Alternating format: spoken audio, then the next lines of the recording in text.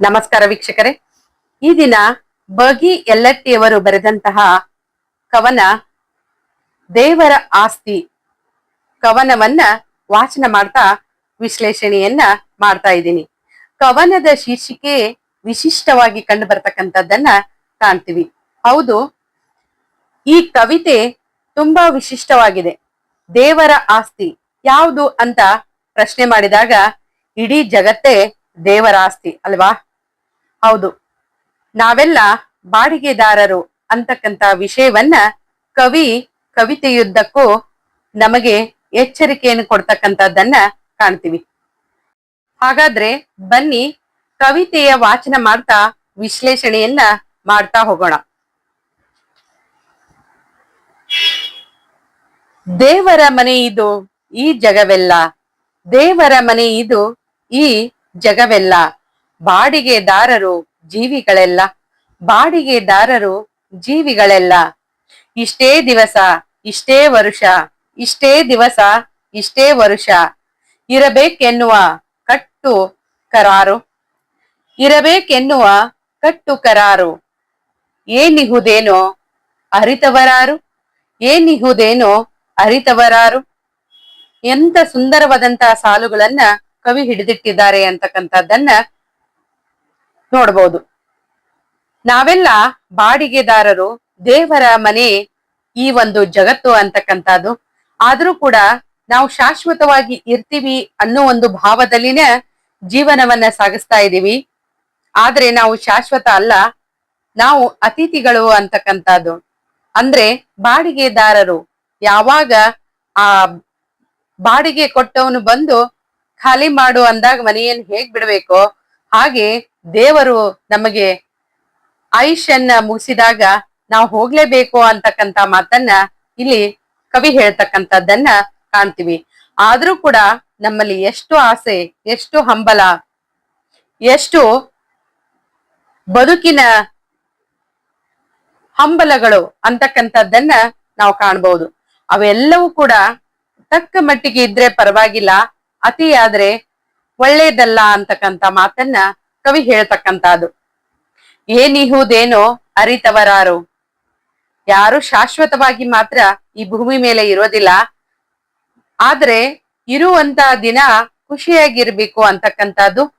ಅದರ ಜೊತೆಗೆ ಯಾವಾಗ ದೇವರ ನಮ್ಮನ್ನ ಕರ್ಕೋತಾನ ಅನ್ನೋದು ಕೂಡ ಗೊತ್ತಿಲ್ಲ ಅಂತಕ್ಕಂಥದ್ದು. ಗ್ಯಾರಂಟಿ ಇರದ ಜೀವನ ಅನ್ನುವುದನ್ನ ಸೂಕ್ಷ್ಮವಾಗಿ ಕವಿ ಹೇಳ್ತಕ್ಕಂಥದ್ದು.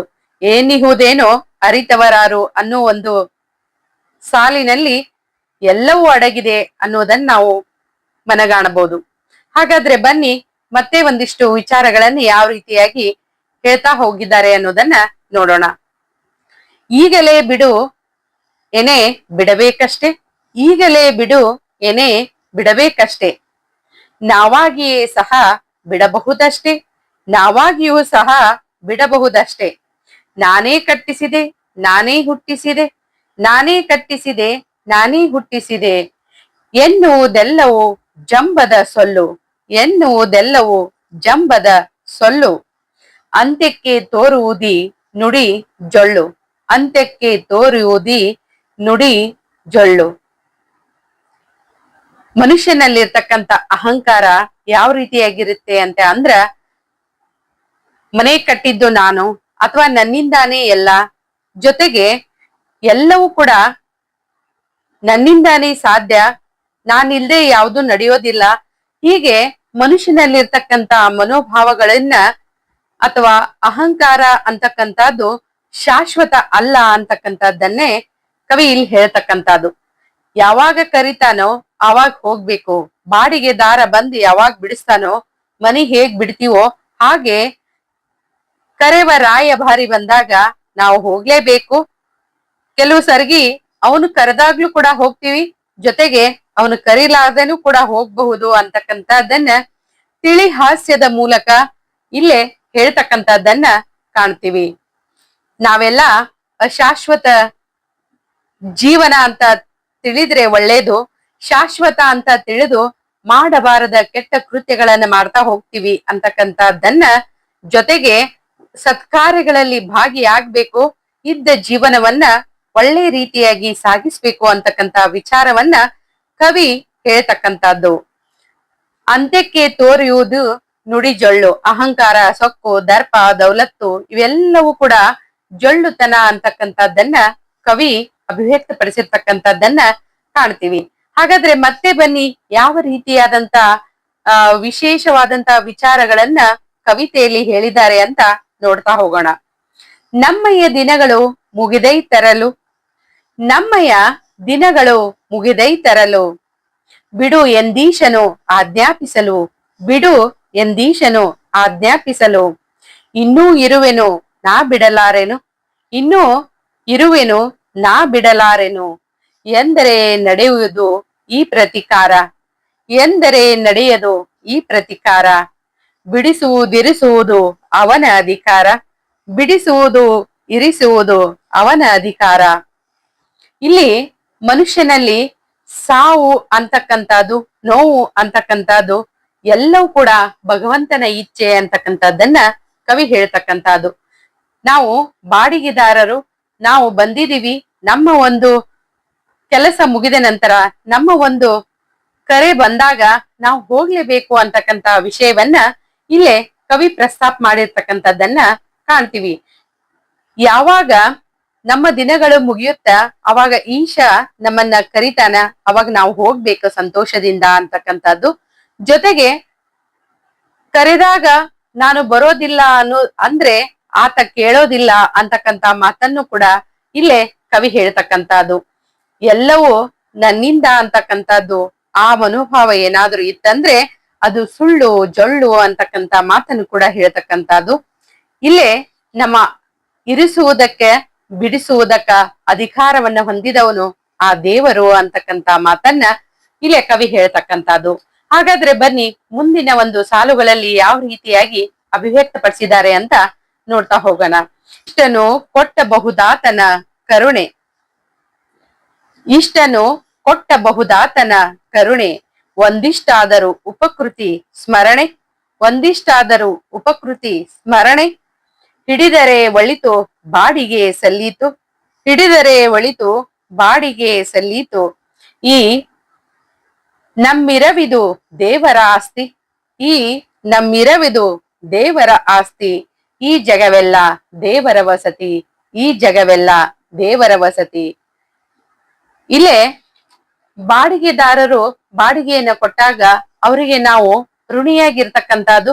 ಅದೇ ರೀತಿಯಾಗಿ ಇಲ್ಲೇ ಕವಿ ಹೇಳ್ತಕ್ಕಂಥದ್ದು, ನಾವೆಲ್ಲ ಬಾಡಿಗೆದಾರರು ದೇವರ ಆಸ್ತಿಯಲ್ಲಿ ಇದೀವಿ, ಆತನಿಗೆ ಏನಾದ್ರೂ ಸಲ್ಲಿಸ್ಬೇಕಾತಂದ್ರ ಒಳ್ಳೆಯ ಕಾರ್ಯಗಳನ್ನು ಮಾಡ್ಬೇಕು, ಸತ್ಕಾರ್ಯಗಳಲ್ಲಿ ತೊಡಗ್ಬೇಕು ಅಂತಕ್ಕಂಥದ್ದು. ಆವಾಗ ಮಾತ್ರ ಆತನಿಗೆ ಬಾಡಿಗೆಯನ್ನ ಅಥವಾ ಆತನಿಗೆ ಋಣಿಯಾಗಿರ್ಲಿಕ್ಕೆ ಸಾಧ್ಯ ಅಂತಕ್ಕಂಥದ್ದನ್ನ ಇಲ್ಲೇ ಕವಿ ಹೇಳ್ತಕ್ಕಂಥದ್ದು. ಇಷ್ಟೇ ಸಾಲದು, ದೇವರ ಆಸ್ತಿ ಈ ಜಗವೆಲ್ಲ ದೇವರ ವಸತಿ, ಇದೆಲ್ಲವೂ ಕೂಡ ಒಂದು ಹುಲ್ಲು ಅಲುಗಾಡ್ಬೇಕಾತಂದ್ರೂ ಕೂಡ ದೇವರ ಅಪ್ಪಣೆ ಬೇಕು ಅಂತಕ್ಕಂಥದ್ದು ನಮ್ಮ ಹಿರಿಯರು ಹೇಳ್ತಕ್ಕಂಥದ್ದು. ನಾವು ಏನೋ ಮಾಡಿದ್ರು ಕೂಡ ಅದು ಅಶಾಶ್ವತ, ದೇವರ ಮಾಡಿದ್ದು ಶಾಶ್ವತ. ಪ್ರಕೃತಿಯನ್ನೇ ನೋಡಿದಾಗ ಸಾಕಷ್ಟು ಜಲಚರಗಳ ಇದ್ದಾವ, ಅದರ ಜೊತೆಗೆ ಮನುಷ್ಯನು ಕೂಡ ಇದ್ದಾನೆ. ಮನುಷ್ಯ ಬುದ್ಧಿಜೀವಿ, ತನ್ನ ಅನ್ನವನ್ನ ತಾನೇ ದುಡ್ಕೊಳ್ತಾನೆ, ಬೇಯಿಸ್ಕೊಳ್ತಾನೆ ಅಂತ ಅಂದ್ರೂ ಕೂಡ ಪಶು ಪಕ್ಷಿಗಳಿಗೆ ಆಹಾರವನ್ನ ಹಾಕುವವರು ಯಾರು ಅಂತಕ್ಕಂಥದ್ದು. ಗುಡ್ಡದಲ್ಲಿ ಬೆಳೀತಕ್ಕಂತಹ ಒಂದು ಸಸಿಗೂ ಕೂಡ ನೀರನ್ನ ಹಾಕುವವರು ಯಾರು ಅಂತ ಪ್ರಶ್ನೆ ಬಂದಾಗ ಆ ದೇವರು ಅಲ್ವಾ. ಅದಕ್ಕಾಗಿ ದೇವರ ಆಣತಿ ಇರದೆ ಯಾವುದೂ ಕೂಡ ಕಾರ್ಯಗಳು ನಡಿಲಿಕ್ಕೆ ಸಾಧ್ಯ ಇಲ್ಲ. ನಾವು ದೇವರ ಆಶೀರ್ವಾದದಿಂದ ಇಲ್ಲೇ ಜನಿಸಿದೀವಿ, ಆ ಜೀವನವನ್ನ ವ್ಯವಸ್ಥಿತವಾಗಿ ಸಾಗಿಸ್ಬೇಕು, ಒಂದಿಷ್ಟು ಮೌಲ್ಯಗಳನ್ನ ಆದರ್ಶಗಳನ್ನ ಹೊಂದಬೇಕು ಅಂತಕ್ಕಂತ ವಿಚಾರ. ದೇವರು ಒಂದು ಕೊಡುಗೆಯನ್ನ ಕೊಟ್ಟಂತಹದ್ದು ಈ ಮಾನವ ಜನ್ಮ. ಈ ಮಾನವ ಜನ್ಮವನ್ನ ಹಾಳು ಮಾಡಿಕೊಳ್ಳಬೇಡಿ ಹುಚ್ಚಪ್ಪಗಳಿರ ಅಂತ ಪುರಂದರದಾಸರು ಹೇಳಿದ ಕೀರ್ತನೆ ನೆನಪಿಗೆ ಬರುತ್ತೆ. ಆ ರೀತಿಯಾಗಿ ಒಳ್ಳೆಯ ಜೀವನವನ್ನ ನಡೆಸಿ ಹೋಗ್ಬೇಕು ಅಂತಕ್ಕಂಥದ್ದನ್ನ ಕವಿ ಇಲ್ಲಿ ಅಭಿವ್ಯಕ್ತಪಡಿಸಿರ್ತಕ್ಕಂಥದ್ದನ್ನ ಕಾಣ್ತೀವಿ. ಒಟ್ಟಾರೆಯಾಗಿ ಕವಿತೆಯ ಆಶಯ, ನಾವೆಲ್ಲ ಬಾಡಿಗೆದಾರರು, ದೇವರು ಆಸ್ತಿಯಲ್ಲಿ ಬಾಡಿಗೆ ಇದೀವಿ ಅಂತಕ್ಕಂಥದ್ದು. ಪ್ರಕೃತಿ ಅಂತಕ್ಕಂಥದ್ದು ದೇವರ ಆಸ್ತಿ. ಅಣು ಅಣು ಕೂಡ ದೇವರ ಆಣತಿ ಇರಲಾರದೆ ಅಲುಗಾಡಲಾರದು. ಆತನ ಆಣತಿಯ ಮೇರೆಗೆ ಪ್ರಕೃತಿ ಇರ್ತಕ್ಕಂಥದ್ದು ಎಲ್ಲವೂ ಕೂಡ ದೇವರ ಸೃಷ್ಟಿ. ಆ ಸುಂದರವಾದಂತಹ ದೇವರ ಸೃಷ್ಟಿಯಲ್ಲಿ ನಮಗೊಂದು ಅವಕಾಶ ಸಿಕ್ಕಿದೆ. ಆ ಅವಕಾಶವನ್ನ ಸದುಪಯೋಗ ಪಡಿಸ್ಕೊಳ್ಬೇಕು. ಒಳ್ಳೆತನದಿಂದ ಜೀವನ ಮಾಡಬೇಕು. ಅಹಂಕಾರ, ದರ್ಪ, ದೌಲತ್ತುಗಳು ಮರೆಯಾಗ್ಬೇಕು. ಒಳ್ಳೆತನ ಅರಳಬೇಕು ಅಂತಕ್ಕಂತ ಮಾತನ್ನ ಕವಿ ಹೇಳ್ತಕ್ಕಂಥದ್ದು. ದೇವರು ನಮಗೆ ಈ ಪ್ರಕೃತಿಗೆ ತಂದಿದ್ದಕ್ಕೆ ನಾವು ಆತನಿಗೆ ಕೊಡುವ ಕೊಡುಗೆ ಸಭ್ಯತೆಯ ಜೀವನ ಅಂತಕ್ಕಂಥದ್ದನ್ನ ಇಲ್ಲೇ ಕವಿ ಹೇಳ್ತಕ್ಕಂಥದ್ದು. ಯಾವಾಗ ಜೀವ ಹೋಗುತ್ತೋ ಗೊತ್ತಿಲ್ಲ. ನೀರ ಮೇಲಿನ ಗುಳ್ಳಿ ಅಂತಕ್ಕಂಥದ್ದು. ಆ ನೀರ ಮೇಲಿನ ಗುಳ್ಳಿ ಅಂದಾಗ ಮನುಷ್ಯ ಇದ್ದಾಗ ಜೊತೆಗೆ ಹೋದ ನಂತರನೂ ಕೂಡ ನೆನೆಸುವ ಹಾಗೆ ಜೀವನವನ್ನ ಸಾಗಿಸ್ಬೇಕು. ಮೌಲ್ಯಗಳನ್ನ ಹೊತ್ತು ಜೀವನವನ್ನ ಸಾಗಿಸ್ಬೇಕು. ಸತ್ಕಾರ್ಯಗಳಲ್ಲಿ ತೊಡಗ್ಬೇಕು ಅಂತಕ್ಕಂತ ವಿಚಾರವನ್ನ ಕವಿ ಇಲ್ಲಿ ಅಭಿವ್ಯಕ್ತಪಡಿಸಿರ್ತಕ್ಕಂಥದ್ದನ್ನ ಕಾಣ್ತೀವಿ. ಇಷ್ಟೊಂದು ಸುಂದರವಾದಂತ ಕವಿತೆಯನ್ನ ನಮಗೆ ಓದಲು ಕೂಡ ಮಾಡಿದ ಕವಿಗೆ ಅನಂತ ಅನಂತ ನಮನಗಳು. ಇದುವರೆಗೆ ತಾವು ಆಲಿಸಿದ್ದಕ್ಕಾಗಿ ತಮಗೂ ಕೂಡ ಧನ್ಯವಾದಗಳು. ಮತ್ತೊಂದಿಷ್ಟು ಹೊಸ ಹೊಸ ವಿಚಾರಗಳ ಮೂಲಕ ಮತ್ತೆ ಸಂಧಿಸೋಣ.